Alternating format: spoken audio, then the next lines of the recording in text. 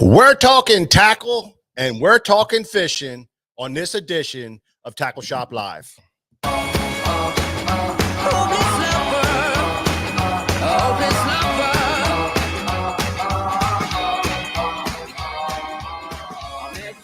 Sunny day, right there you took my breath Yo, away. yo. A young and pretty, you wasn't just a dream. The next What's day, up, you called James me Hook? up. You told me I'm your little buttercup. Carlisle, how are you? Dave Richardson's in the house. Chris Bettinger, how you doing? Breezy Flyer.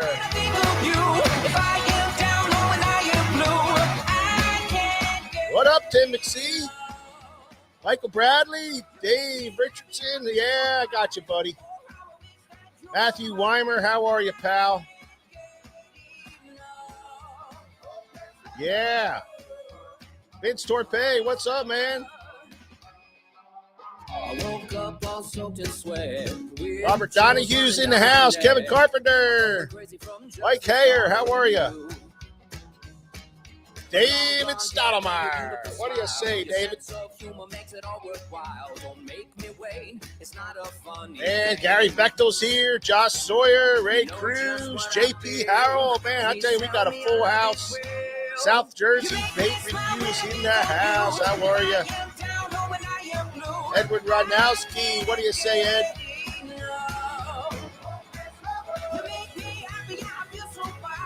And we got a great bunch of guys here. CJ 810's here. Lisa Lake, what's up, Mark? How are you?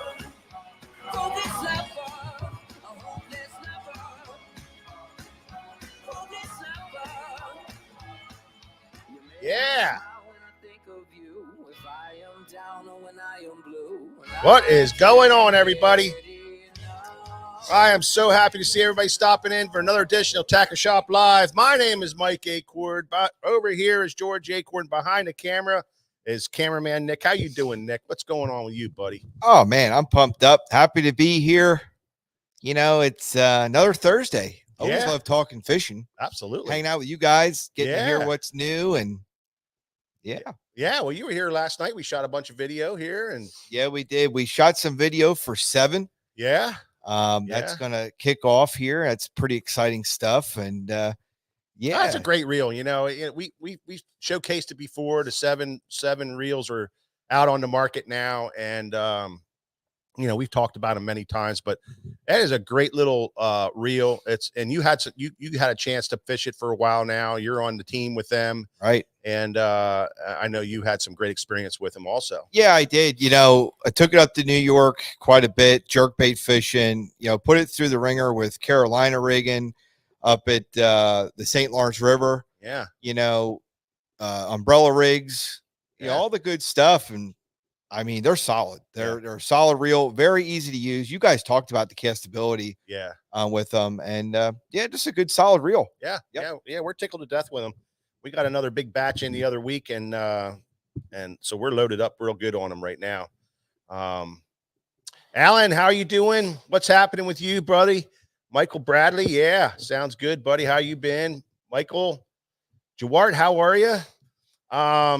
We got a great show for you tonight. We're gonna talk some fishing, of course. You know, kind of get into some cool stuff with fishing tonight, and as always, we're gonna have a great little tackle talk section. And we love talking tackle. You know that. That's what we do. So, but first, I just want to make some announcements here. Don't forget, and it is coming up quick. We were doing some work on it here today and on Friday. Started on Friday getting some things together, and Bass Fest is coming up real quick. January 12th and 13th is our famous Bass Fest show here at the shop. We put a great big old tent up. We have great seminars. We got some really, really special guests coming to this year. I am telling you guys are going to go freaking ape when you hear. Now, I'm not releasing all the names yet, but I can tell you this. We do have a definite yes for Jeff Gustafson. and better known as Gussie. Actually, better known as the snow leopard. The snow leopard. That's There you go. Gussie is going to be in the house Friday and Saturday, both days. Really excited to have him here. We're a big fan of his. He's a smallmouth guru. Man, he catches them. As you see on TV, I mean, he can catch smallies. If they're there, he's going to catch them. And so he's going to be here doing seminars, explaining how he does it, for the Great Lakes and wherever he goes. Really, he's going to talk about his techniques and his baits, and it's going to be really exciting. Courtesy of Shimano, they always hook us up with some great talent, and he is by far a great talent to be coming to the shop. So you guys definitely going to want to be here to see him. We got some other ones coming, and we're going to announce. We're just finalizing a couple small details. It's very exciting, very, very exciting. I'm excited. I'm pumped. I am so totally pumped. And I got a question for you. You know, last year, I can't remember which show it was, but people were just gung-ho about somebody that might be on camera right now that did a seminar. Will he be doing a seminar this year?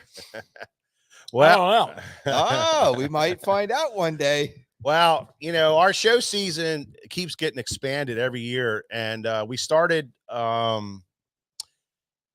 couple of years ago with a show in February. We call it Smallmouth Saturday, and we're going to do that again this year. And I'm pretty sure George will be knocking one of his famous seminars out for that one for sure. And then probably in our March sale, which is our longest running show and sale. Again, with lots of seminars and stuff going on, I'm sure George is going to step up to the plate and be doing something there also, because he does some great seminars and has a lot of great information to share with everybody. So, but coming up January, mark it on your calendars right now, January 12th and 13th, which is a Friday and Saturday.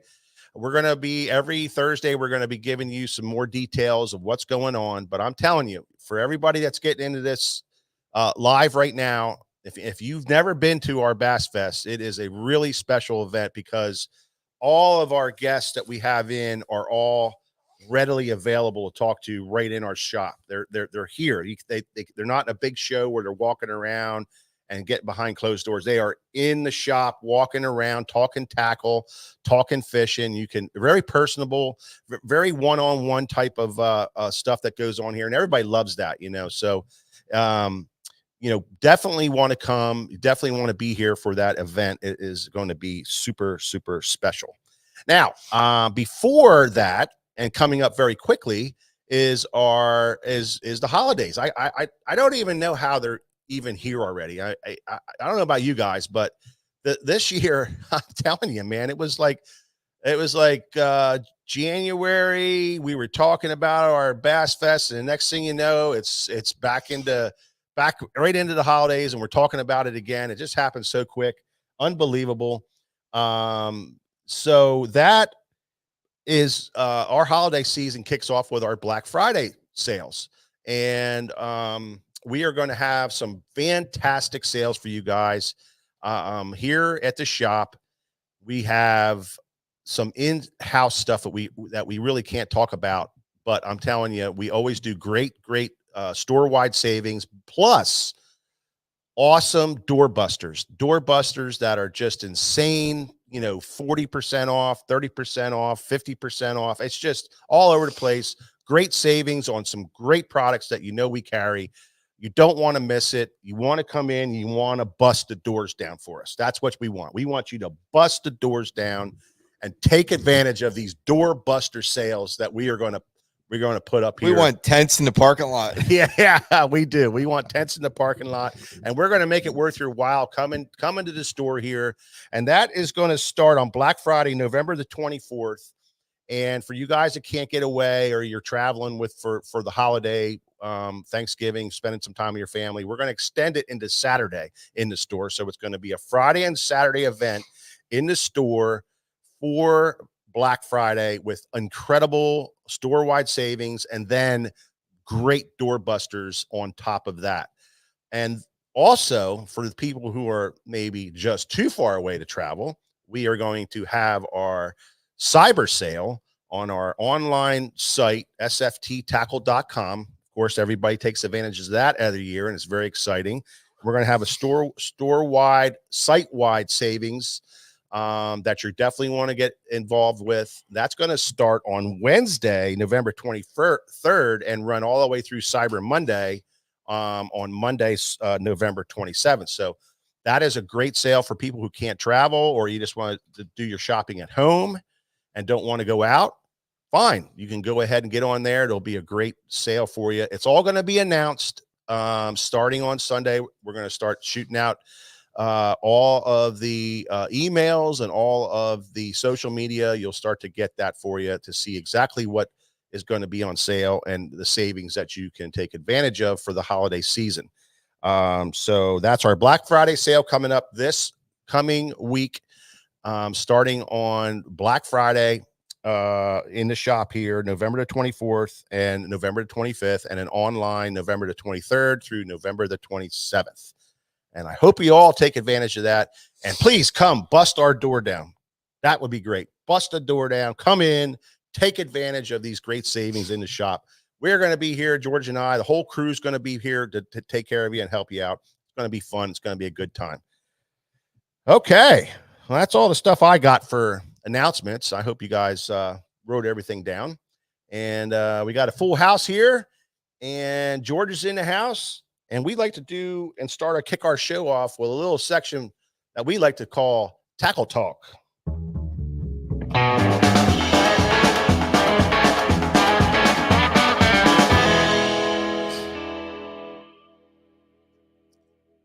I did forget to say we've been doing a lot of fishing lately. Well, I don't know about a lot, but we've been trying to fish a lot. Yeah, we've been doing a lot. We started last Thursday with Greg DePalma, and went down with him in Millville, New Jersey, and fished with him for a day. And then we came home, and then we went to the Susquehanna River and fished a good solid day on the Susquehanna River. And then on Tuesday we went down to Maryland and went striper fishing. So that was fun. And then we're leaving again on Saturday, and we're going striper fishing to the ocean. That's awesome. Going to the ocean. You guys are tearing it up. We're going to the ocean. I wouldn't be too sure about that Sunday trip. Oh yeah, but we're going to the ocean. I have to ask George a question. George, have you broken out the insulated bibs and jacket yet? Sunday, Nick. Oh yeah, Sunday. I don't know about you, but we were freezing. It was cold. It was cold Sunday. Now it warmed up nice. I wasn't freezing. No, but it was cold, and it was like the first little cold hit, but it didn't take long, and we were stripping stuff off, which was cool. And I got to talk about this, George. George and I went out. We had an opportunity to go wherever we wanted to go, but we wanted to go to this to a pool on the river that we fished it, but we haven't really fished it a lot in the fall for a long time. So we decided to go to this pool. And we went down there, and we started fishing, and I'm throwing all this stuff. I'm hearing guys all week long catching them on an Alabama rig, catching them on a swim bait, and throwing mag drafts, and I'm doing all this stuff, and I'm not following my rule. I'm not following my rule. I'm just kind of dock talk. You know what I mean? And that's the worst, when you're trying to make somebody else's thing work, and I'm throwing, and I'm just not getting bites, and we're just not kind of dialing in. And finally I said to myself, what the hell am I doing? I got to bust out my stuff that I do, So, George and I, we regrouped, figured out a couple things, made some moves, and we broke out the rattle trap. We got the rattle trap out, and we started doing the slow roll and the yo-yo in, and then we moving around looking for the bait. We started seeing bait, and bam, we start catching fish. And I whacked a real nice 4-pounder, and I caught another one, maybe 2 pounds. And we were talking, and man, we got to get the jerk bait working. He picks a jerk bait up. We thought about the colors and our rules. We have rules that we follow. So we just you know, we did our rules and he throws this jerk bait out and man, he whacks about 3 or 4 right in a row. And we started to put some stuff together. But my point here is that, you know, you don't want to try to make something work that isn't yours. Now it's good to have that information to kind of put it in the back of your head and maybe apply it to some of the things that you do. But to start out like that and to try to force something to work, I was just thinking the whole morning, like, what am I doing?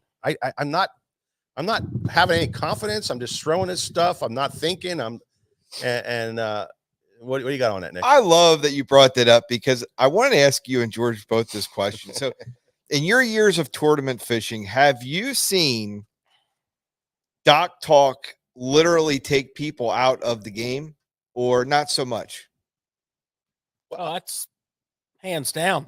Really? I mean, it can be a club level tournament all the ways up to the highest level of tournaments. I mean, I just think, you know, if and today's angler to me is some of the, you know, the most educated, wisest anglers with all the information that's available and all the time on the water and, you know, the never ending learning. I just think you just need to go out and you need to fish the you know, fish the current situation, you know, and you know, making all your phone calls to all your friends might not be the best thing you ever did. You know, we get calls in here all the time. Like, you know, where should I go? What should I do? What should I use? How should, you know, just not leaving any room for like interpreting what you're seeing, you know, put the boat in the water, look at the water temperature, you know, look at the color of the water. Yeah, the clarity, all that stuff. And just start fishing and start, you know, using your seasonal patterns. And, you know, the one thing we knew on Sunday that we had to find was bait. You know, we knew that if we didn't find the bait, you know, we weren't going to find the fish. And the one area of this stretch of the river we were fishing, it's like a little reservoir, you might call it that, a little lake. Where, you know, it's a pretty big area and it has every kind of you know, contour, structure, and cover. And it encompasses a big area. So you can usually find something to start on there. And we did the old, you know, come in, loop down through it, loop out, just this big gigantic circle. And I mean, it was devoid of life. It really was. So, I mean, on the good part, we eliminated about a third of the lake. On the bad part, you know, we spent about an hour and a half and just, yeah, we're clueless. Yeah. So we moved up a little bit and made some adjustments. Repeated the process. Found a little bait. Boom. There you go. Well, I think it's hilarious because I remember watching an interview one time where they interviewed Kevin Van Dam. Yeah. And he was honest. He goes, I use Doc Talk. He gets in guys' minds before the day. And he knows which guys he can kind of mess with. Oh, yeah. That's going to completely wipe them out. Oh, yeah. Well, I remember a funny story from many years ago. We back on our club days, you know, we were in a very competitive club federation, and we had this one guy that was notorious for like just trying to figure out what everybody was doing. So this one particular tournament, which happened to be at the same exact spot where Mike and I just fished, but it was a springtime tournament. I convinced everybody, you know, when our buddy was doing his homework, I convinced everybody to sort of, you know, this is about a 2-week process, you know, talk up bubblegum.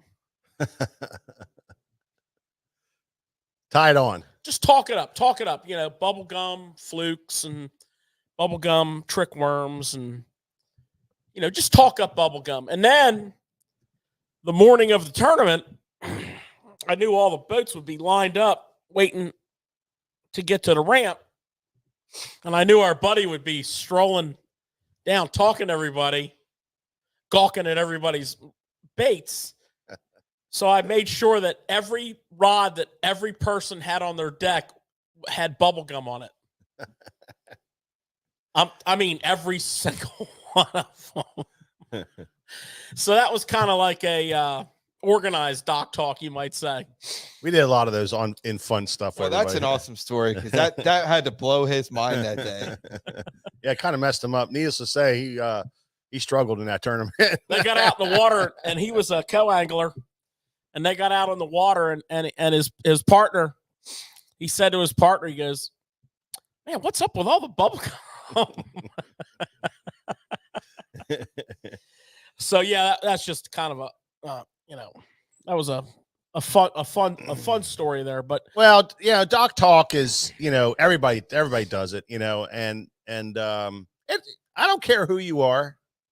I really don't care who you are, but it will in some fashion it gets in your head, just listening to it, so I know people that know that they can't handle it, so they launch their boat and sit in their boat the whole time.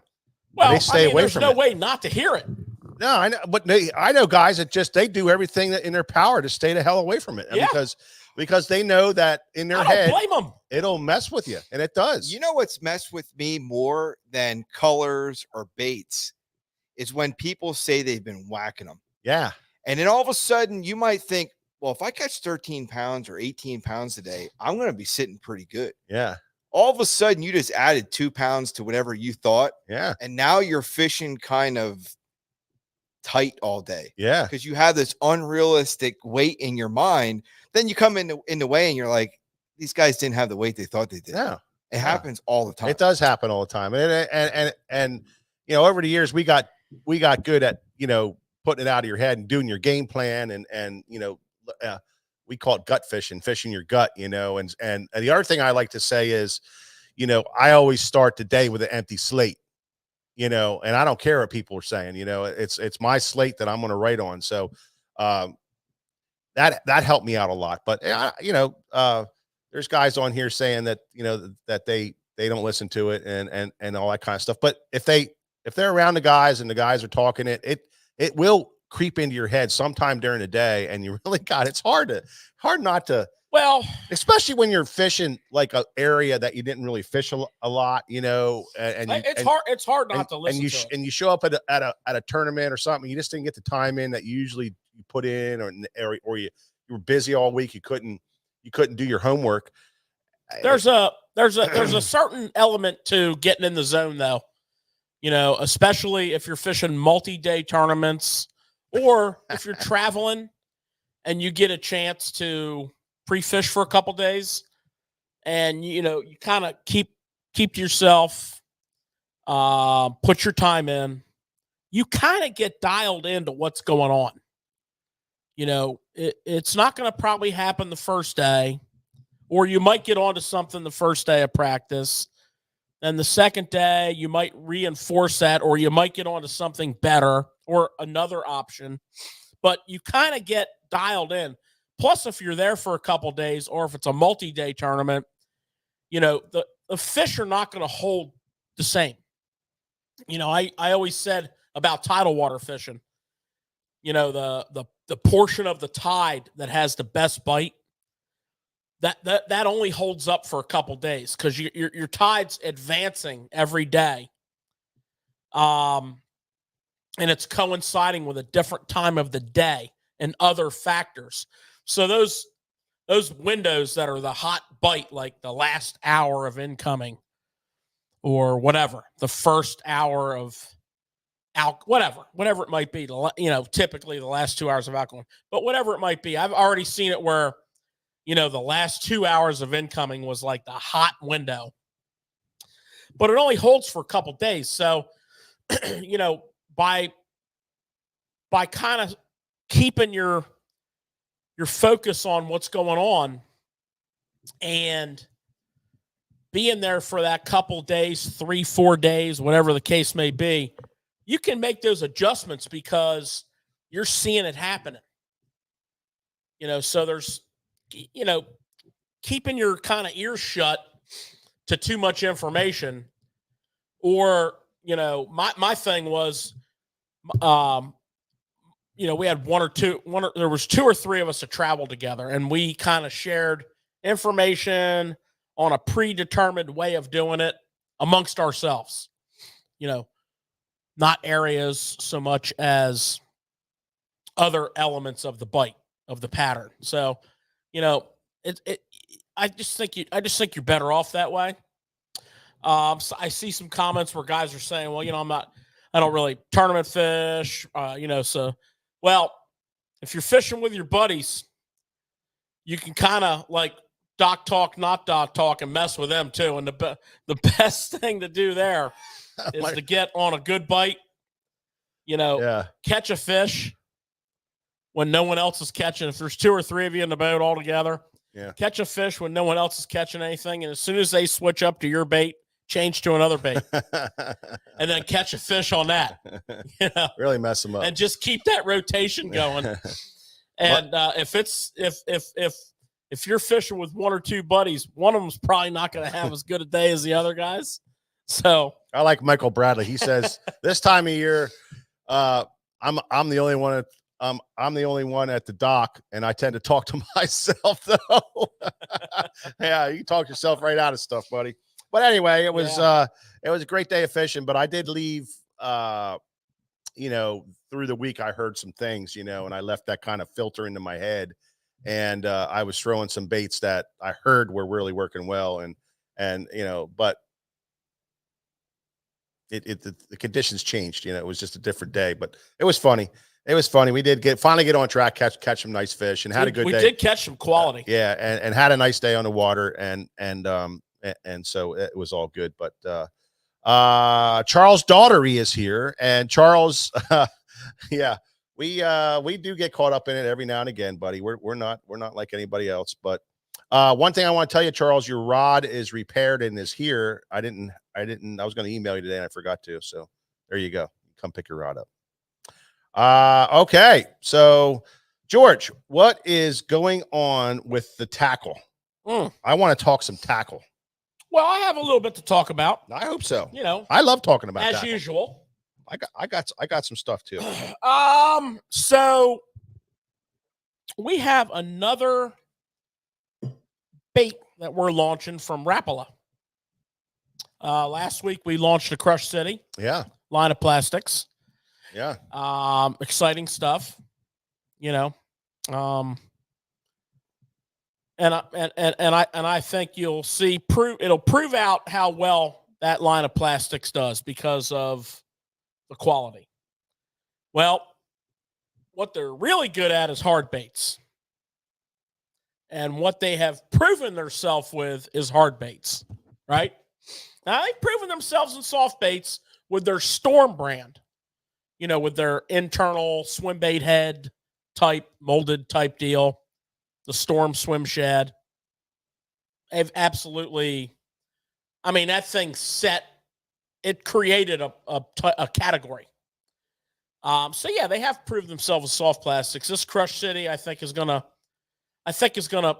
be a household name in the plastics market. But we all know Rapala for their hard baits. It's just over and over everything they do. Going back to the original Rapala. You can just think of every series that they've ever done. And they're all mega successful. Well, here's another one. Now, Mike and I have had a chance to fish this for, probably about like 5 months now. And this is their new Maverick 110. It's a new line of baits for them. I guess I call it a PXR, Precision Extreme. I think you're probably going to see more and more and more models coming out under the PXR banner.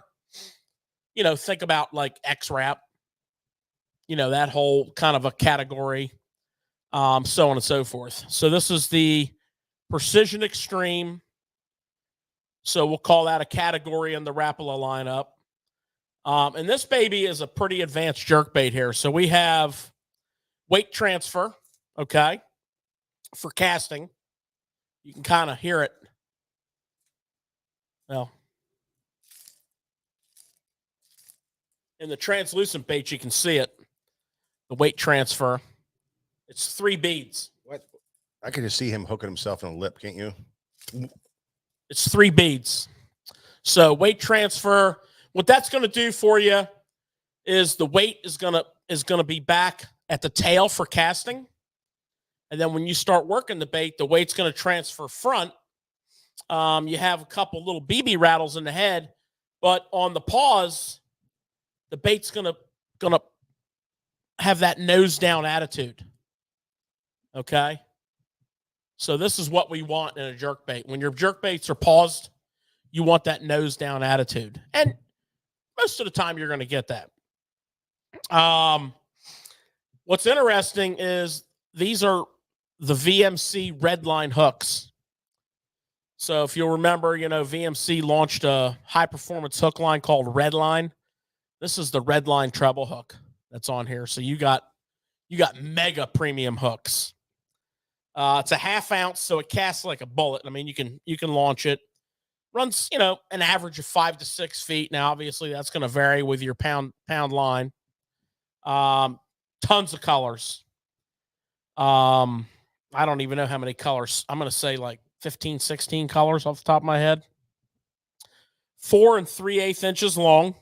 Okay. You know, real hard cut when you work it. You know, it's not like crazy wide, but it's a real hard cut. Nose down suspending attitude, weight transfer, VMC Redline trebles, bunch of colors. The colors are exceptional. You know, the colors, they're those really good quality fish catching colors, you know, most of them, you know, and then they brought out some of the Rapala signature colors, you know, that perch and stuff like that they're good with, but they covered the color gamut real good. That's what I was going to say, Mike. We looked at them in Pre-Tackle Shop Live, and they nailed those colors. Yeah. I was actually like, man, you can pick out everything. You can match every hat you want. Yeah. You know, premium bait. It's an absolute premium bait. What's the price on that thing, George? $15.99. Yeah, and it's $15.99. It's not like crazy expensive, and it's premium. It's the premium hooks, the premium bait, the cash transfer system, you know, the how they're going to run. We're pile out of the box, man. It's bad to the bone. Oh yeah, yeah. I mean, they mastered hard baits 5 decades ago, and they've been cranking them out ever since.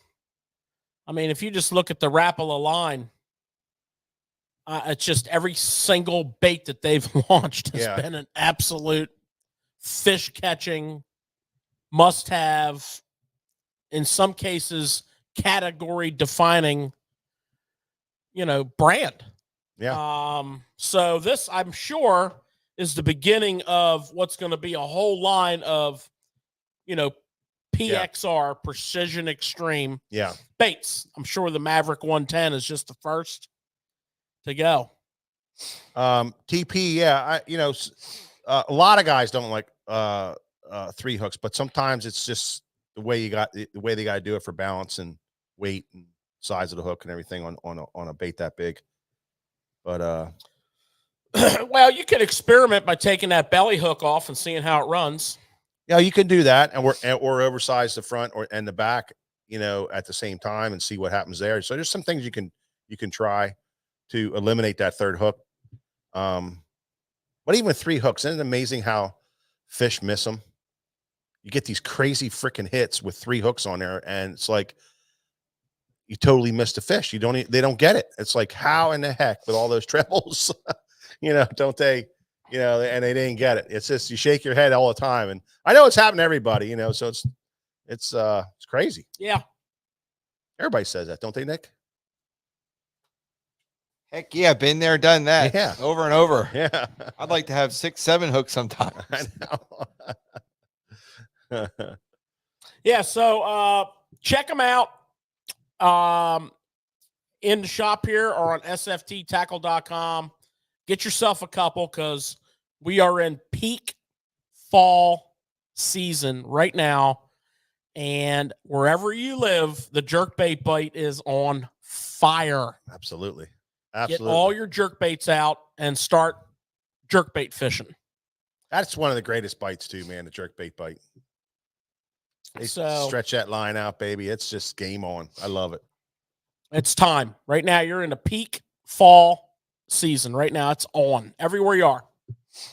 I love it. Yeah, you know, you say that, Mike. It's awesome when you jerk and you let it pause and you just feel that thump, and you know, oh baby. You just It's know on. the next thing, you just know this is it, baby. It's on. Yeah, it's good stuff. Okay, the next next up, we got another jerkbait for you. And this might be what we would call the original 110. The real 110. Would the real 110 please stand up? This, of course, would be the Mega Bass 110. And this would be the new Respect Series color that just came out, I don't know, a couple days ago.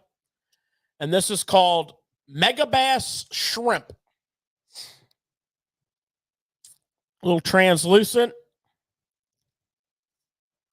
Cool little violet, purple little violet dot on the back.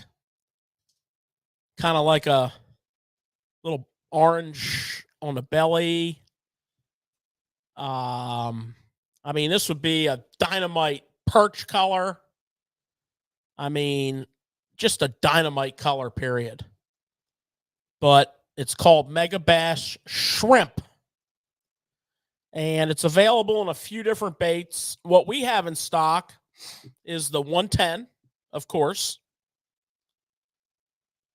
And Griffin. this little guy right here, which is called the Quiet Griffin. Shallow Runner, SRX. And he's just a little guy.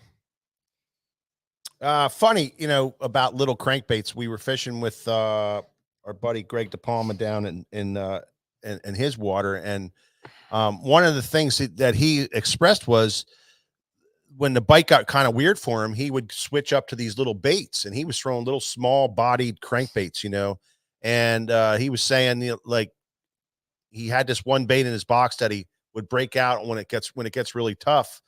And it was a small little body bait, and he's telling us that this time of year when you get this tough bite, like we talked about last week, he would break out this little crankbait, and so that's a bait about the body size of what he was throwing, and so it's something that you got to remember that you have those with you, those small cotton cordels, the 77s, I think they are. 77 size cotton cordell, which I really like to throw. The small bodied Lucky Crafts, the small bodied baits. You have a couple of them with you when it gets tough, man. It's something that A Quiet Griffin. Yeah, it's something you're going to want to throw that size bait, and we forget to do that all the time. This is a 1/4 ounce, so it casts pretty well. And the Griffin. The Griffin comes in a BFS version, which is even a touch smaller. It comes in a couple different diving lips. It comes in an MRX size, which is a medium runner. Yeah. So, I mean, and it's a beautiful finesse crankbait. There's many, many colors and diving lips to choose from. We stock a ton of them here. They also have a little crankbait called a Shatting, which shines in cold water. So, and it's a small bait, but it's light. So you might want to check that out as well. Yeah. For your cold water cranking, or your tough bite cranking. That would be the Shatting. And then the last thing we have for you is we have a lose sale.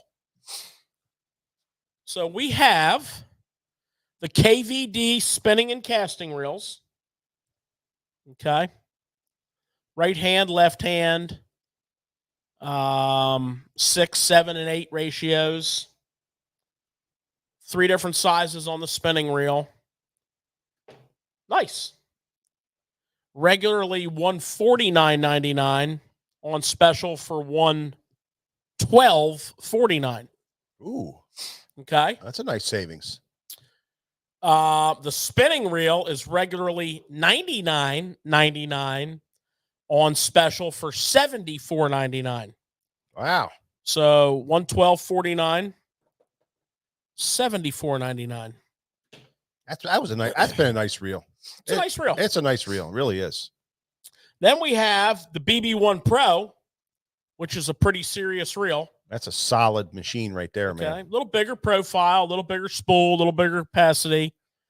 Regularly $199.99, on special for $149.99. $50 off. Wow. Okay. Also at that price point, the skip and pitch, which is extremely popular, $199.99, on sale for $149.99. Last in the reels is the Hypermag spinning. And this is pretty cool because this is a magnesium body, a magnesium rotor, 11 bearings, pretty nice reel. Regularly $179.99, on special for $134.99. Comes in 2 sizes, a 200 and a 300. That's the 200 right there. And then KVD rods are on sale from $109.99 to $82.49. So nice little loose sale going on for the fall and the holidays. So jump on that while you can. Yeah. Because there's some nice prices. Yeah, for everybody locally, stop in. We have them here in the shop, and it's the sales all set up online on sfttackle.com. You can go on there, take advantage of the sale on the online store, and we'll ship it out to you, and you'll have it pretty quickly. So pretty cool deal starting early in the holiday season. So might be something for yourself or for that special person on your list. Can't believe we're talking about this already. I'm just blown away by it. What else you got, George? That's it. That's it for Tackle Talk. That's it for Tackle Talk this week. Yeah. Well, good. Some cool stuff there for you guys. You can check them out. The only thing that's not up on the website is the Respect series. As you guys well know, you got to call the shop to get those. We have them. Just call us. We'll set you up and get them out to you. Oh, good, Christopher. Thank you, Christopher George. Yeah, I'm glad you enjoy it. Yes, sir. Okay, so I got. Did you hear the news, Nick, that Jordan Lee's going to the elites?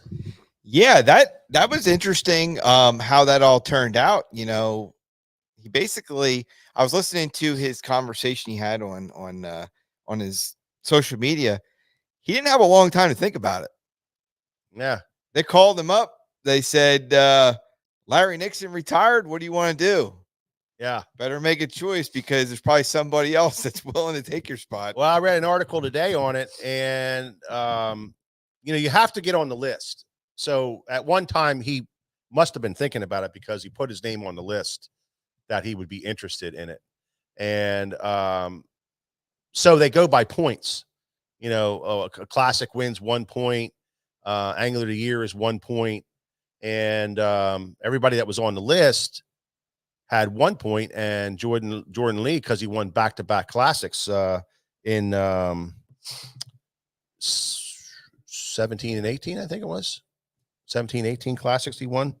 So that's how he got the status. And then, they called him and said, hey, Larry Nixon's stepping down. So does that mean that Fritzy's is coming back And who else was on the Legends status at that time? So Mercer had put something up welcoming Jordan Lee back. And there was something on there that said, what about the other two? Is that going to open up spots? Basically, what it did was it allowed two anglers that I think would have been out of the elites to stay in the elites. If I read what he said right. Yeah, it was confusing. The article I read was kind of confusing because it said that they have two. They'll extend it every year for 2 spots legend status. But then it was like there was 1 spot or something because of Larry Nixon. I didn't understand it, but they didn't expand the. Nobody was knocked out, and they didn't expand the elite roster. They just shuffled one in and out. Yeah, and it's just another blow to Major League Fishing. Yeah. Yeah. There's quite a few anglers that aren't back with Bass Pro Tour this year. Oh, really? Yeah. Yeah. Biffle is not coming back. I don't know if he retired or didn't requalify. I don't know. I know he's not coming back. Josh Butler, not coming back. Mitch Crane, the dentist. Yeah. Now, I don't know if you paid much attention to him. He kind of came on and was awesome. I mean, he caught fish all the time. Yeah. I don't know why he's not coming back, but he's not coming back. Roy Hawk. Oh, geez. Roy Hawk is from out west. Mm-hmm. His first year on the Bass Pro Tour, he tore it up. The last few years, he's just kind of, been there. Mm-hmm. He's been there. Jeff Crete is not coming back. Oh, yeah. Yeah. But I know he has this crazy business where he runs a ferry service to a party island. So he's like hauling hot chicks back and forth. Yeah, that's to the not a island bad all gig day there, long. George. Huh? That's not a bad gig. No. He's got like this big 42-foot Freeman, and he's either offshore fishing or driving. Oh, people I back and bet forth. he gets lots of tips. I mean, tips. Yeah. Tips he gets a lot of. Of course, we talked about Jordan Lee. I'll tell you one that surprised me, Cody Meyer. Now, the reason some of these guys might not be coming back is because they might be trying to fish the Opens to qualify next year for the elites. And I can see Cody Meyer going to fish the Opens, but he's not on the roster. And the other one was Tharp, Randall Tharp. Ah, what's he doing? He's got another crazy business down in Florida. What is going on with these guys? Getting all entrepreneurial on us. Yeah, I mean, he's got Man. He's got that. I'll tell you somebody that is coming back though. Big Bass Bobby Lane. Yes, I did see that. After sitting out a year, aka fishing the Opens and almost qualifying for the elites, he's coming back. And I'll tell you somebody else who's coming back. Boyd Duckett. Oh. Somehow he requalified for his own trail. George, somehow I feel like the rules will always be there to make sure he's still in. I'm just saying. What about the other? He seems to have requalified for his own trail again. What about the other guy that it started it with him? Gary Klein. Gary Klein. I don't know if he's coming back in or not. Okay, I didn't know if he had something. I didn't look at the roster close enough. He's probably coming back, but he caught fish. Yep. So this is from Dave Mercer. No other spots will be replaced by the first 2 elites. No. All right. So they said, will anybody else be coming in? No. Those spots will be replaced by the first 2 elites outside the cut. Oh, okay. So 2 careers were saved. Oh, great. That's good. That's good. I don't understand how 2 careers were saved by one guy retiring. Well, because Hallman and Frazier.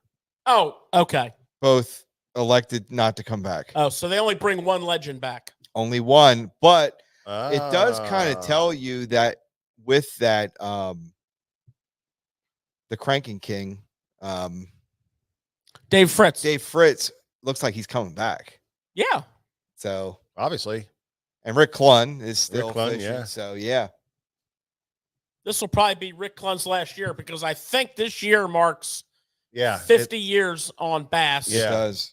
Yep. And they're going to have to create some records for him to set because he set every one of them that there is to set. I did want to ask you, and I don't know if you guys were going to talk about this or not, but with the general retiring, what are some of the memories you guys have of watching him fish throughout the years? Oh, I got a great one. There's a lot of them. The best one was back in the day of Bassmaster shows, right? The opening credits to the show when they're, when Bob Cobb's doing his thing, talking and welcome to the Bassmasters or however you said it. One of the clips was Nixon setting a hook on a bass in Florida, and the bass jumps in the background, and it's like a freaking giant, like a 10-pounder. And he looks over like this, and he to the camera, and he mouths something, right?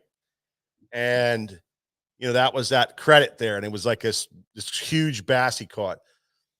Fast forward like 10 years, we're up at a show somewhere. George and I were walking through the show, and we get to this booth, and there stands Larry Nixon, and George walks up to him and says, "Oh, Mr. Nixon, man, really, really awesome. I'm your biggest fan.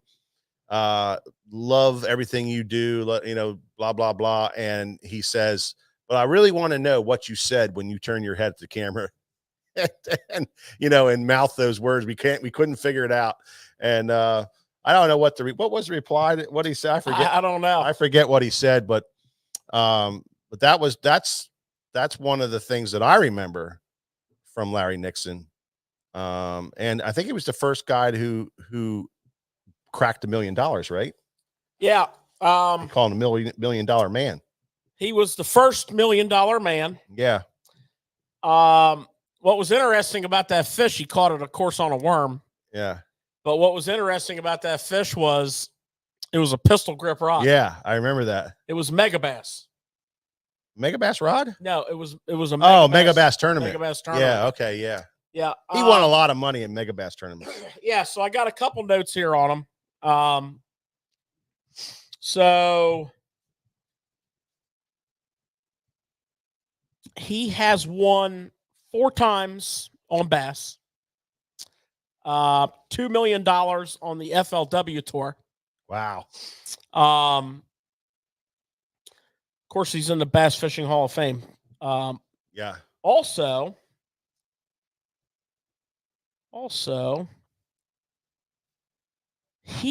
this is pretty cool. He was in the top 5 with a Angler of the Year titles in 1980, 81, and 82. He was in the top 5 25 times. And had Angler of the Year titles in those years. Like, how do you do that? I mean, the guy is just unbelievable. Yeah. So, it's kind of cool that he, he came back and then retired. He came back to Bass to retire. Because he was there from I don't even know when he started. He started in like the 70s. Well, we got a little sentimental music. Oh yeah.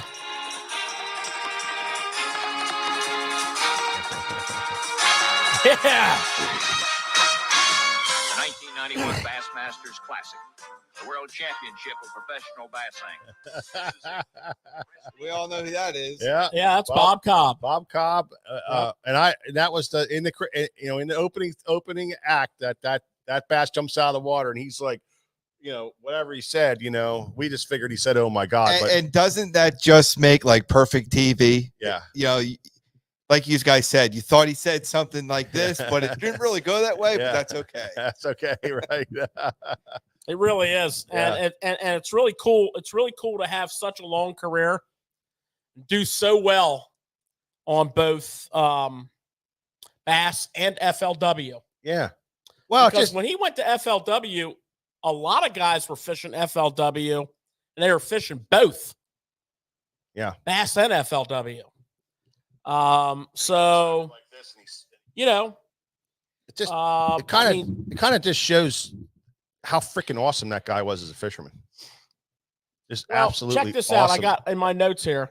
There was 12 seasons that he never finished below 8th in Angler of the Year. Jeez. Oh. And there was 3 seasons that he never finished below 5th, and he won Angler of the Year once or twice. Yeah. So, we know Denny Brower likes to flip. We know, crankbait and all that. What was he known for? Like, what was his deal? The worm. The worm. He's known as the plastic worm man. I mean, Yeah. So,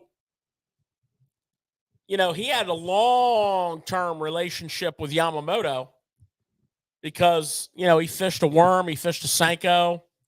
He was like really long-term relationship with Yamamoto. And then he went to Berkeley for a long time. That's why they call the Max Scent, their version of the Senko is called the General. Mm-hmm. It's named after him. Yeah. Yamamoto had a color called the General. He was with Daiwa forever. Like him and Rick Klon and Tommy Martin. Yep. All those guys from Hemp Hill, Texas. They were like, they were Team Daiwa. They were Team Daiwa. Yeah. But, they were Team Daiwa. They were. And, so when you have those long standing relationships, you're a true professional. And, he is known for his worm fishing. Now he does it all. He's a spinnerbait guy too. But yeah, he came back to Bass and put his year in, and he's going to retire with Bass. So that's pretty cool. Yeah. And that allowed Jordan Lee to sign up. And those other 2 guys stepping out allowed 2 more elites to stay alive. It's awesome. That we're going to be knocked out. And one thing that you said that was interesting, how they used to fish multiple tours and stuff like that. So one of the gripes I'm seeing on social media right now is the tours are kind of at war with each other. So they're scheduling things where you can't fish both. Oh yeah. Because of the off limits periods and all Yeah. that stuff. So it's interesting. That started going on pretty soon into the split, when they had the 2 tours. That started going on. Oh yeah, as soon as long. MLF was formed, Yeah. They started doing it they away. They started doing that. Going right after it. And I think there was like 1 year there where guys could fish them both, but that was it. Yeah. After that, they made sure that you weren't going to do that. I mean, Poche fished them both this year, but he missed a number of tournaments. Now, next year in the Elite Series, if you miss a tournament by choice to fish another trail, you're out. You're out. Yeah, that's Gone. You know what that's called? The Keith Poche rule.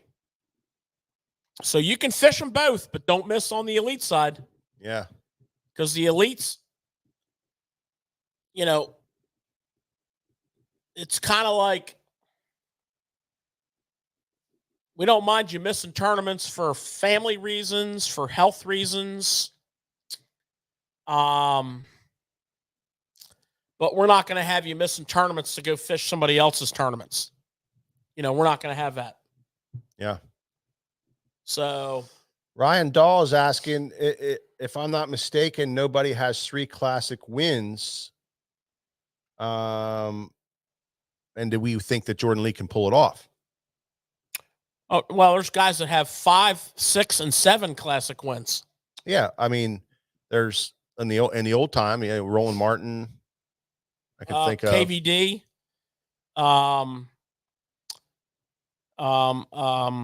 We were just talking about him a minute ago. Rick Klun. Rick right? Klun. Klun, I think yeah. Rick Klun has 7. Yeah. KVD has like 5 or 6. Jordan Lee has 2 back-to-back. I think he's one of the only. Well, Well, so did the jerkbait. yeah, he Um, did back to back. Yeah. Berkeley guy. The Berkeley jerkbait. Oh, Hank Cherry, Hank Cherry. back to back. Back to back. Yeah. Yeah, Kevin so- had 2 back to back, I believe. Yeah. Yeah. So yeah, I mean, it can be done, and it has been done. Well, the thing about But I'll tell you what. Can you imagine? I mean, that ain't. Just think about what you're doing to win 1, let alone 2, let alone 3, let alone 5, let alone 7. yeah. Well, the thing about Jordan Lee, and I've been saying this about him for a long, long time. He's first of all, he's an unbelievable fisherman. And secondly, he catches these giant fish, these what do you want to call them? These key, fish at key moments in his tournaments that just he's uncanny that way. And he just has he's just an excellent fisherman. He has he's that fishing guy, that understanding of things that is different than what a lot of guys think, because I'm telling you, he catches giant fish at the craziest times. Well, it's important that you say that because he is known for that. Yeah.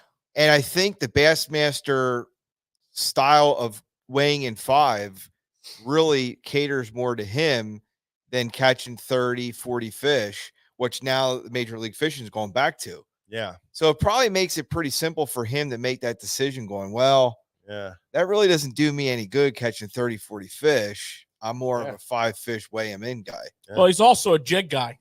He is a big jig guy. We like jig fishing. He's a jig guy. Tackle Shop Live.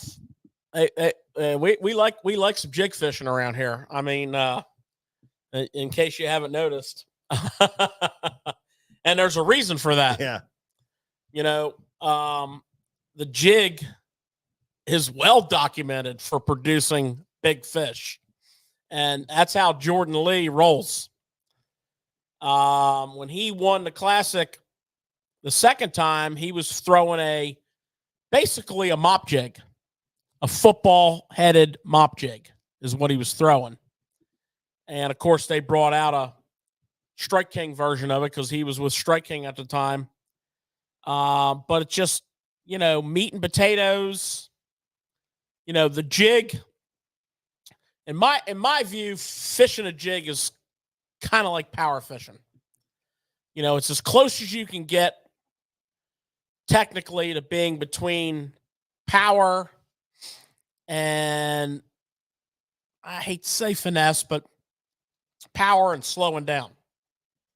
It's like slowing down, but with power. And the reason for that is it triggers a ton of big fish.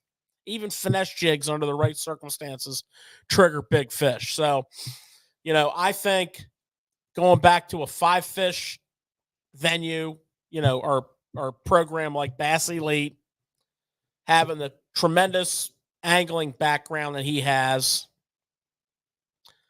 and being so dominant with a jig, I think we're going to see plenty of good things out of Jordan Lee. Yeah.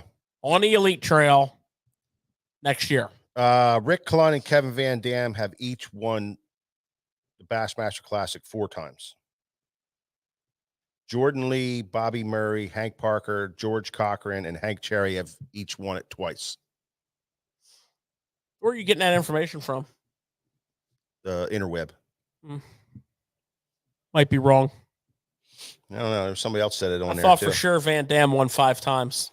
That might have been Ed Angler said of the it. Years. Crappy Kev said it. So it's Rick Clunn's won in 1976, 77, 84, and 90. Yeah, and Roland Martin never won a Classic. He won a bunch, maybe 9 Angler of the Years or something like that. Yeah, I think that's what you're Quite a thinking, few. Angler of the Years. No, I was thinking Classics. Were you?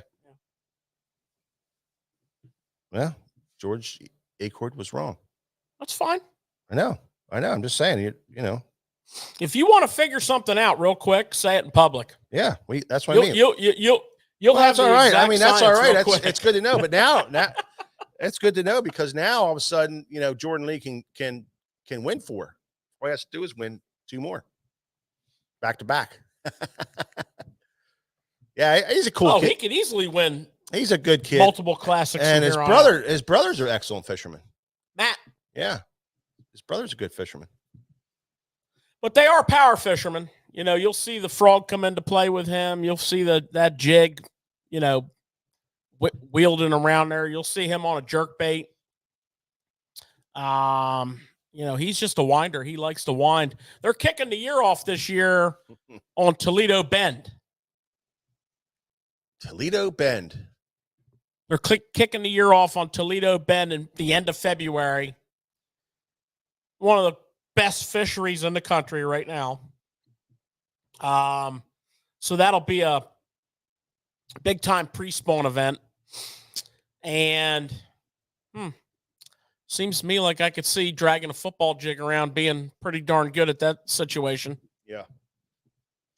I get some guys asking about our show for Thanksgiving next week. We're gonna take a week off, so there's no show next week on Thursday.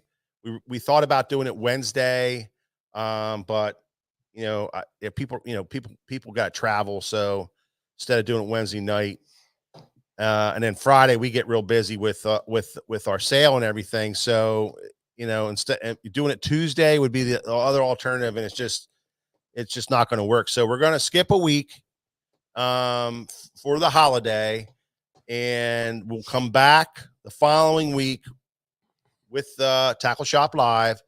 And I think we're going to have a special guest on then. I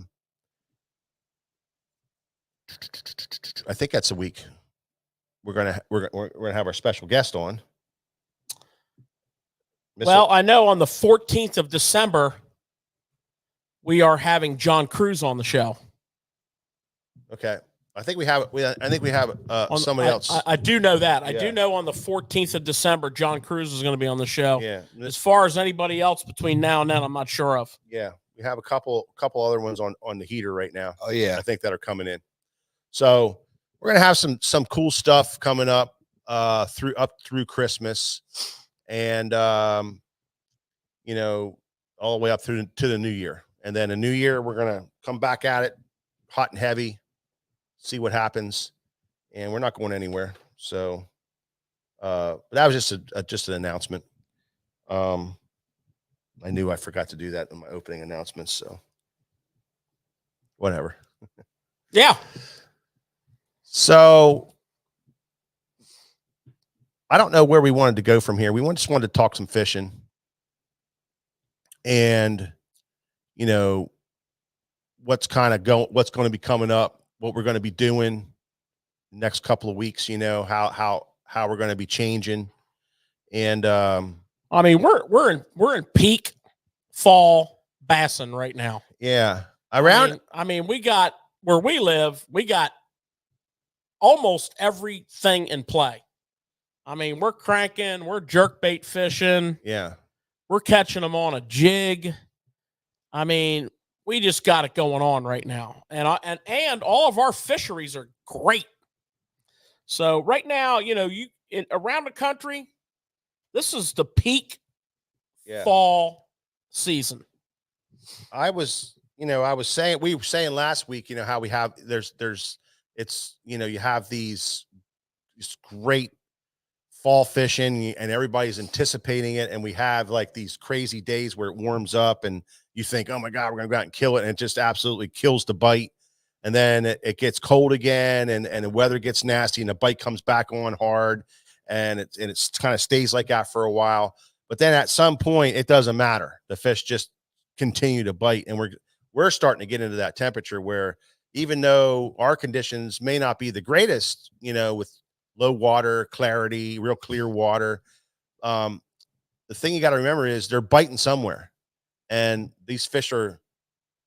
And so that's what I keep my mind about. If I'm not catching them, I'm moving, I'm going somewhere. So, but it's funny, that different areas, but just because we're in that fall pattern, we had a 70-degree day today, and or not 70, but it was in the high 60s. And I guarantee a guy struggled today fishing because of that crazy weather, but somewhere somebody caught him, somebody caught him up and down that river somewhere. So it's just, you got to move around a lot, and it just makes it difficult. But at some point coming up here real quick, it doesn't matter what happens. They're going to eat, and they're going to eat every day. And it's going to be great every single day you go out. And that bite is like, we're on the cups. Well, our region of it. is so diverse. Like we have, where we're located, we have a couple of the greatest tidal fisheries there are, Potomac River, and they are crushing fish on the tidewater right now. Yeah, they're doing The really fall well down bite there. is phenomenal there. Yep. We're a little weak in the lake department, but we have some good small lakes. It's time to go. I mean, do not Yeah. pass up a chance to fish.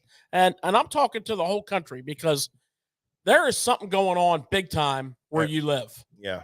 For sure. Don't pass it by, because before you know it, old man winter's going to have his grip on us, and we're going to have to be slowing down and backing off and mega finesse mode to get bit. Right now, it's power down and big numbers days. And what's nice about it too right now is you finally got to the point of the year where you go out on the water and there's not boats everywhere. You can Yeah. enjoy the water to yourself, enjoy people that are going hunting and doing their own thing. Yeah. You're staying the course, you're catching fish and having a great day on the water. You can't get better than that. And most of the people that you bump into, are that same type of person. Absolutely. Courteous people. They're not the guys who just don't get it. They're courteous. They're doing their thing also. Well, and the pleasure boaters are off. Yeah. Pleasure boaters are off. You don't have to worry about anything. It's just a great time of the year, and the guys say, well, how'd you do fish today? Well, I really had a terrible day, but it was an awesome day on the water, because how freaking awesome is those leaves? I mean, it's beautiful. It really is. It's my favorite time of the year, right up to when all the leaves come off. I just think you see cool stuff, the loons are back in town. We were fishing, striper fishing, on Tuesday, and all the loons are in town now. So they're all feeding up, and they're on their migration route down to North Carolina, or I think that's where they said they were going. Didn't he, George? That's where they end up. Yeah, they go down. They're on their way down there, so they're around. So you're seeing loons. The eagles are eating everything. They're feeding up hard. I'll tell you what, Nick, the bass are too. They're feeding up good. And I'll tell you right now, if you want to know something, I'm launching my boat on a tidal water, my favorite, Upper Chesapeake Bay. Here's what I got laying on the front deck. I got my jig. So a flipping and pitching jig. I got two of them. I got my, flipping and pitching standard jig, 3/8 and 1/2 ounce. And I have my finesse jig tied up on 15-pound line. And I fish that itty bitty greenfish tackle, itty bitty jig. Love it. I have a jerkbait tied up. It's laying on the front deck of my boat right now. I'm like, all I got to do is hook the boat up and I'm ready. I have a crankbait, flat side. Right now I have tied on the OG Slim, and it's red. I may have to change that though. I got carried away when I was digging through the box. I saw this giant wall of red crankbaits, and I thought, oh my God, I should throw a red crankbait. But I have a shad pattern on backup. OG Slim. I have a chatterbait tied up. Still very much chatterbait season down there. I have a spinnerbait tied up because I don't ever go tidal water fishing in November without a 1/2 ounce spinnerbait. Now I'm going to tell you, I fish a Colorado with a willow. Good God, how many rods is that? I'm going to have a few. He's I got ready. a few. He's got his arsenal. Well, I mean, I got those 3 jigs, chatterbait, spinnerbait. That's 5. Crankbait 6. Jerkbait 7. George, on that spinnerbait and chatterbait, are you going with shad colors? My spinnerbait is white I do have a particular color tinsel involved in that skirt, but I can't say that publicly. But it's a tinsel that rhymes with hold. Are you getting that off Mike's Christmas tree? Or? No. Okay. No, I make my own. And then my chatterbait is green pumpkin shad. It's a green pumpkin and white skirt with a green pumpkin blade, and a Zako green pumpkin and white. And then my other chatterbait that's cut, that's not tied on, that's laying on the deck, ready to be tied on if that one doesn't work, is Golden Shiner. So right now we're at kitchen sink level. Right No, I now. have 7 rods, and then I have 2 backup baits laying there. Yeah, but I know he's got more. Matt Rubo. That's on my glass boat, and that's ready to go in case I decide to go tidal fishing this weekend. But if I decide to go river fishing this weekend for smallmouth on my jet boat, then I have a whole different setup. But George, hold on 1 second. There's one bait that I thought you were going to have in that stockpile. On my tidal. Yeah. I thought you'd have a rattle trap of some sort on there. Well, I don't really do a lot of that in the fall. No? Not on tidal. Okay. I don't. I mean, if you see me rattle trapping in November, then I have 7 rods that failed me. Last resort. Now, if you catch up on me, if I decide to take my jet boat out and you catch up on me on that, then I have a Spro, a Roku shad, 5/8 ounce lipless tied up in the perch color. The one I have is so beat up that it's more of a gold with silver and some barring on the sides. It's a veteran of many fishing trips. Matter of fact, it's so old I can't believe I haven't lost it. A jerkbait. Last weekend it was a Ghost Minnow Pointer 100, and they were eating it by the front hook, and I tore them up on that. No, wait. We that's you got to say about just your tidal work, because then Nick's going to go with what's on his front boat. Well, I have 2 boats. No, I'm doing the second boat because I tied that. What if I go along? I tied that bait on for you. What if I go along? Then you can use my stuff. Hey, you know what? We can all go our own way. You take your boat, I'll take mine, and we'll see how we all do. Yeah, That's absolutely. Like a hell of a day. That'll work. Yeah. Absolutely. What, are you going to put 1,000 on the line? Well, Oh, I don't know about that. All right, I won't. so the river boat. I won't tell my river setup. Well, no, because you just took all your rods and used them all up for your tidal. Yeah, but work. all the I have rods hey, I have many more rods. all the rods George have, you might not have any left on I your know, boat. right? Oh, no, I have many right, more rods. right. So on the jet boat right now, just because of the clarity of water, we have Pointer 100 Ghost Minnow tied on, Pointer 100 Chartreuse Shad tied on, okay, Mega Bass Ito Wagasaki. So that's the 3 jerk baits. Okay, that's to get things going. Then I do the 4-inch Swing Impact Kitech in either silver flash or bluegill because of the water clarity. That's the two colors that I'm throwing for that. Then I have I like those choices. yeah. Then I have a Roku shad rattle trap in the perch, 5/8 ounce perch, 5/8 ounce perch. That's a good bait. We caught a 4-pounder on that over the weekend and a couple other ones.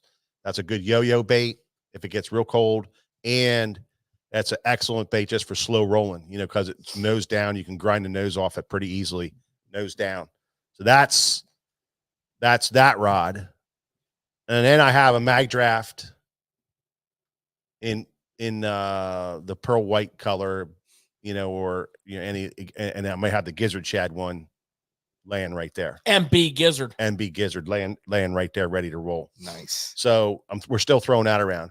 Then on the other rod, I got the Alabama rig all ready to go, and that's all paired up with 4-inch Kitex. You have to. You have to. All silver shiner shad, silver shad.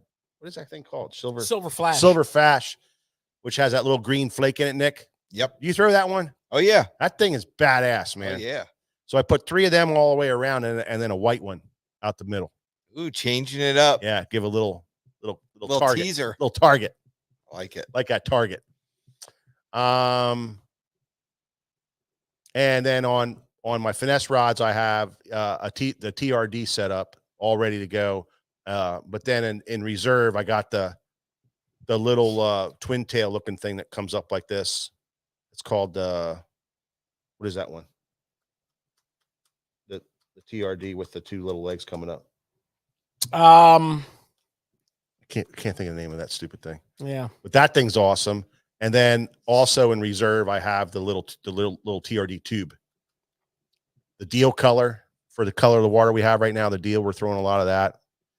And then I go a lot of black too. When the water gets real cold, then I switch to black. So that's what's rigged up in my jet boat, ready to roll. Sounds like another great setup. So you with your lake I'm ready. mastery. All right. So I got to go umbrella rig. You got to have that. Yeah. I'm going to throw you for a loop with one that I got rigged up Yeah. that I just got last night. Yeah. I'm talking about we're going like tomorrow or this week coming. I'm going. Yeah. Yeah. A Chad. I want to throw that stuff. Oh yeah. That's right. Because not only may I catch a big bass, but I may catch a striper. Mm-hmm. I may catch a muskie. Yep. I'm good with that life. Yep. I'm also going to have my Kitech casting jig. Stick with the bass. Well, yeah. The we're good. muskies. That you might never see Chad again. Well, that's all right, but they might bite on it. You may never see Chad again. But I got the Kitech casting jig that I'm going 3/8 to a half Oh, ounce. yeah. Mostly half ounce. What's your trailer on that? I really do like the Maxcent Trooper. Especially in cold water. Yeah, I like that a lot. That Maxcent's awesome in cold water. Love it. I'm also going to go with a Kitech 3.8 ounce or 3.8 on a half ounce jig head, and I'm going to slow roll it real super slow on the bottom. That is for those fish that just don't want to come off that bottom. I'm also going to have a hover rig tied on because I might just see some fish on my graph, my forward imaging that I got to cast to. Oh yeah. With that laser pinpoint accuracy casting. Yeah. Or you might have to reel back in and cast 3 more times. Yeah. But we'll get there.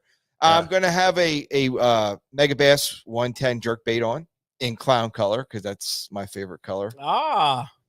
And I'm going to have, it's another one that might throw you for a loop, George, that you might not ever thought I'd throw.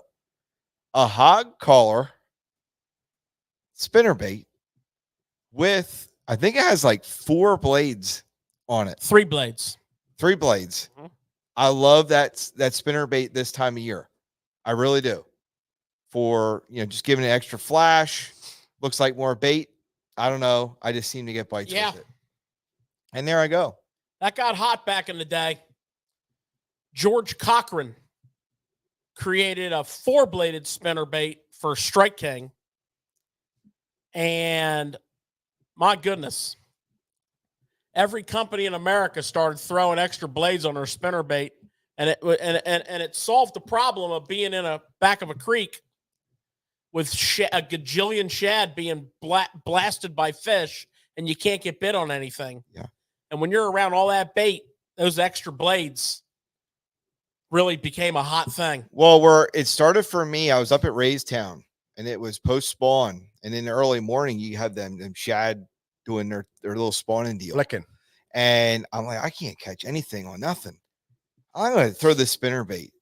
I'm telling you what, Made a difference. it lit them up. Yeah. They couldn't take it. Yeah. One more thing I'm going to have tied on because it's worked for me. Actually won me a tournament a couple weeks ago is a rock crawler Ah, Crankbait. yes. Yes. Oh. in crayfish color. And I am going to grind that bottom. Yeah. Yeah. There you go. Yeah, I like that. The bait I was trying to think of with the 2 legs is a hog Z. Yeah. That's a good one. TRD hogs. Hogs. Yeah. Hogs. Hogs. Yeah. That's a good one. That is a good cold weather bait. Now, how many rods was that, Nick? Well, I was just going to say all the rods we Yeah. rigged up. We'll wind up probably winding it down to 1 or 2. Yeah. I was just going to say that. I was going to say that, like, George has 11 rods or whatever, 12 rods. I was at 7, but I that's think- okay. I think I was at like 6 or 7, 8. You were at 6 or 7 or 8. Right there with you. And what happens is all of a sudden it doesn't take long, but you narrow it down right away to 1 or 2. But the reason we rig them all up is because we want to make sure that when it hits us to throw it, it's all ready to go. We can pick it up and fire it in that situation, and we can, we're ready. We don't have to stop, tie, rig everything up. We're ready to pick it up because everybody knows that I'm one of these lazy ass fishermen. I look around on rods to see, okay, I don't have it tied up, and I'm going to keep casting. Yeah. It's easy for me. I wouldn't say I'm lazy. I'm just saying that when I'm not really catching them and I have this feeling about throwing something, it's a lot easier for me to just make that, to go down, have that rod ready. And I think about that before the tournament, or not the tournament, but the day of fishing. I think about before the day of fishing, and I make sure that I have those stuff tied up. And it's normally George and I, when we fish together, it's ridiculous how many rods we have in the boat. But it's nice because you can just grab one when you get that little feeling, oh man, I wish I need to throw that rattle trap. Oh, look down. Oh, there's one over there. You grab it and throw it. Right. Because we fish together a lot. So he brings his 7 rods. I got my 14, and we have boat rods of 5. So there's, they're just always there ready to go. But and it's a good time here for what's that called? Junk fishing. Well, that's what I was going to say. Yeah. Out of all the setups George said, Yeah. you said, and I said, for the listeners out there, viewers, Yeah. you probably heard some baits that you've never tried before. Yeah. This is the time of year where you can go out and gain confidence with some of those baits you never tried before. Absolutely. Well, the other aspect of, this is, I call this peak fall bassing right now. We are in the peak. And another aspect of that is, particularly like if I decide to hit the bay this weekend or the Potomac, I could be fishing literally in 3 foot of water or less, or 8 to 10 feet of water, or maybe a little more. So, you need to have some rigging done for both of those circumstances. The other aspect of it is, I could be fishing hardcover or grass. Yeah. I'll have one thing about tidal water fishing. In my life,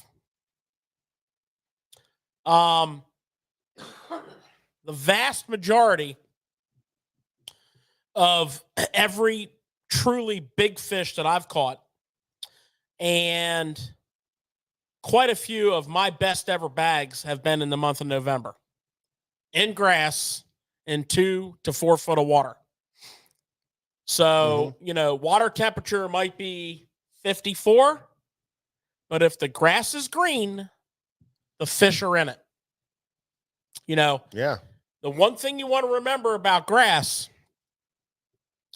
this time of the year is that it goes dormant at night, almost to the point of decaying. But during the day, it spruces up in the sunlight. And when that happens, all the little minnows and crawfish come into that grass to feed. Mm-hmm. And what eats them comes into that grass to feed. And it's producing oxygen with that process. Yeah. So during the day, that grass is a magnet. At night, they run from it. But during the day, it's a magnet. And, when that sun's up and beating on it, and you have a nice, beautiful day like we had today, it's kind of like a solar panel. They don't work too good on a cloudy day, but they work great on a sunny day. And so does those more isolated grass patches. The other thing you'll notice about grass in colder water, a lot of the lesser grasses have broken off and floated away with the tide. And what you're left with is the stronger clumps and patches of eelgrass and even milfoil. If you ever wondered when you get to your favorite fishery in the spring, early spring, like early pre-spawn, and you didn't fish all winter, and you pull into that bay that you love to fish, and there's big bed of milfoil that's 4 feet tall, that did not grow over the winter. Okay, that did not grow in the last week before you got there. That is grass that is alive and thriving from the year before. So Yeah. it does not all die. And whenever the sun's on it and it's getting green, Well, it's a viable and strong option. that's good that you pointed that out about the grass in the spring. It varies year to year with the winters. How harsh the winter is. Absolutely. If the winter's harsh, they say that when and this comes from a biologist that said this, especially for lake grass, that when the ice forms, then it kills off more grass because the snow lays on it and the light doesn't go down in there. So it kills it off to where the next year isn't going to be as thick. And it might take 2 years for it to get back to that crazy matted grass again on some of those lakes. That's why you don't see, like in the north, you don't see a lot of big grass mats and deeper, up in those lakes. There's a lot less of it. There's some of it, but there's a lot less of it. Whereas down around here, we had mild winters for the last several winters. And I know the lake you're fishing on, it has a crazy amount of grass on it that it never had grass before. No, it's pretty awesome. And then, and in 2 years, it's got matted grass. People are fishing frogs on it. They're flipping it. They're punching it in the summertime. And that's because they didn't have heavy ice amount on the lake, and it didn't kill it off to have to grow back. So you had an extra thick grass this year. So this year it might freeze up, and it might kill it off a little further down, and it might take a little bit more for it to change it. Yeah, Yeah. it might change it a lot. So question for you, George, set the day a little bit. So if you're going to be going down to your tidal water, are you fishing right away, or are you looking for that grass? So, having fished there the whole year, I know where the grass is. So what I'm going to target is the grass that is right next to a drop off. So what I like to be in anywhere from 2 to 5 foot of water, my boat on the outside edge, and there might be 8 or 9 foot of water behind me or underneath my boat, or I might be right on that edge.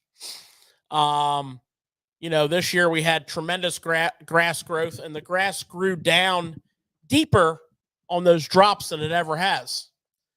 And what I've learned about this time of the year, particularly, it's the same. It's pretty much the whole season until winter.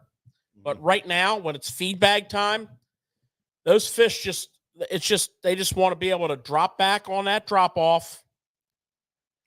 And then when the conditions are right for them, and who knows what little symbol is triggering that, they want to just move up, and they want to move into that grass, and whatever bait is there, they want to get after. It might be white perch.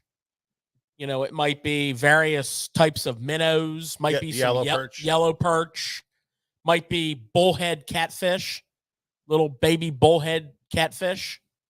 They eat a lot of that stuff. So, sunshine is our friend. Yeah. The tide current, which stimulates that, is our friend. And, we may have to go back to that, and I've already done well in that grass in right around 50-degree water, where actually we started the day off fishing deep in marinas for wintering fish.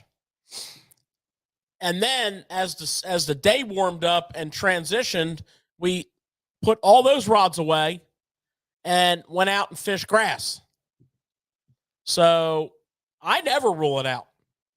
I've never, and with the fish I've caught in November, I never will rule it out ever. We caught good fish out of the grass on Sunday, Nick, in the afternoon. We went in there and we're ripping rattle traps through it. And that water was 47 and 48 degrees. Still Yeah. had good color to it. Oh, it was beautiful. The tops were, if you looked at it from the top, it looked like it was all dead. But when you got down underneath that, when you're ripping it out, you'd pull up. There was bright green eel. It was all in eelgrass patches.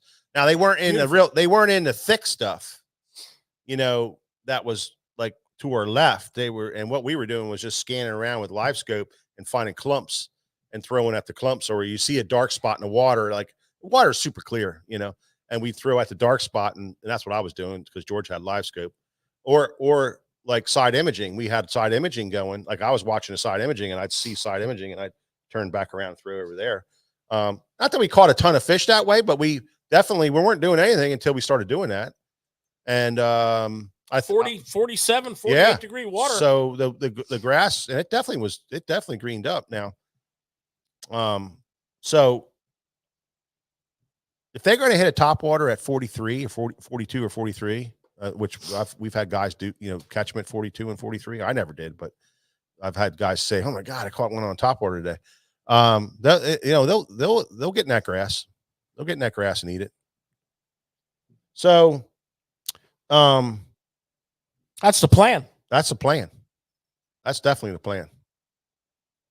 What else you got, Nick? Anything revolutionary? No, I don't. I think we hit a lot of good stuff. And unless George has one of those No, good ones. No, I don't. I think it wasn't South Dakota, but I talked to you about maybe Idaho. They poisoned a lake with rotenone to kill the smallmouth because they were eating the salmon and the walleye. Yeah. Well, South Dakota just did a study in their lakes where they stocked a bunch of walleye. Oahe, where the elites fish. Oh yeah. The smallmouth didn't eat those. They didn't eat them? No. They didn't like them?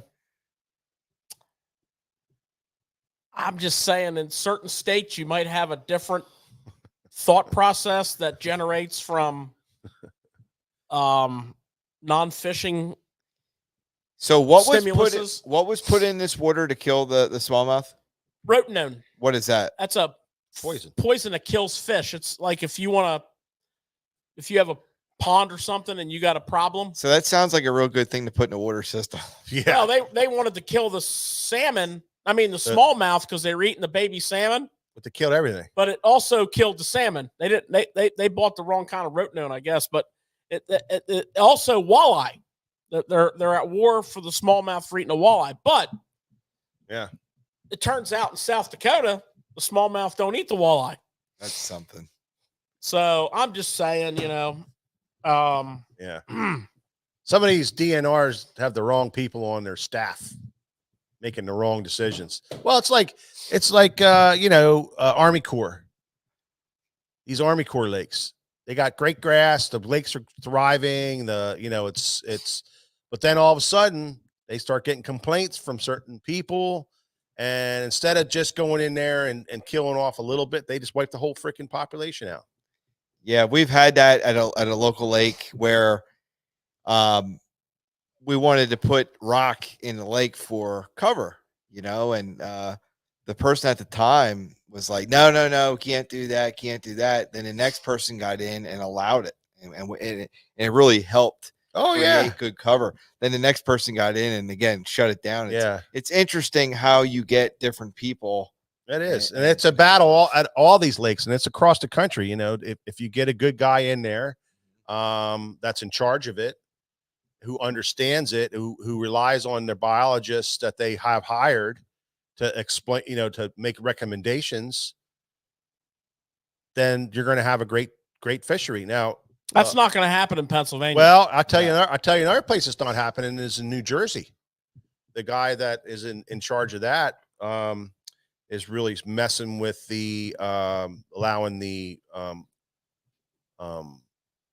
solar.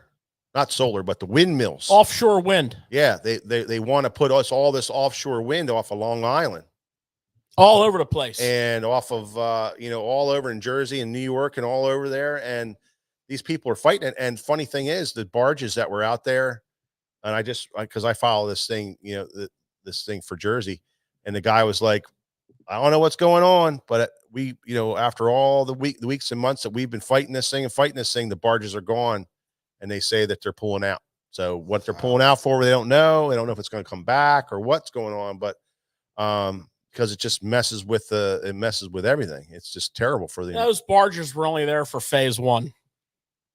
Well, he said they were Offshore wind is here to stay, baby.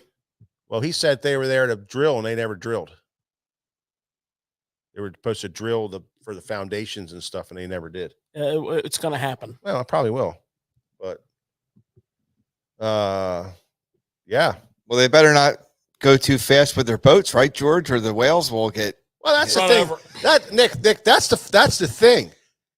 The people who want all this clean stuff and are all about saving the wildlife and doing this up in Massachusetts, the turbines that they put up there, all of a sudden these whales are showing up dead. They're showing up dying and they're saying it's because of this frequencies. electric frequencies that are going down into the wires, and then in the wires underneath the ocean bed. It's screwing them up, and they're getting lost. They're getting to places where they're not supposed to be, and then they die. The food, it's food source. They can't follow the food source. It's screwing them all up, and they're killing more animals, but yet the reason they're doing it is to save the environment and the animals. It's interesting that you say this because Candlewood Lake had stocked all these Asian carp to kill all the grass. Now they want to get rid of the Asian carp because they know it's a problem. Then George brings up we're going to kill all them smallmouth with poison and stuff that can't be good to go in the water for anybody that's going to deal with the water. No, absolutely not. It's pretty interesting stuff. It's just the thought process from these people is just out of it's. And then they don't talk about it. They don't talk about the killing of the whales, and these fishermen are saying this is the stuff that's happening, and they don't listen to them. So anyway, okay, don't forget, guys. Next week we're not going to be here, and I hope everybody has a fantastic holiday. Happy Thanksgiving to everybody. Enjoy your families. Enjoy your time with your families. Don't talk politics at the table. You'll be all right. Everything will be great. Just don't start the political conversation at the table. And but enjoy yourself and have a great Thanksgiving. Until next time, we'll see you on the next Tackle Shop Live. I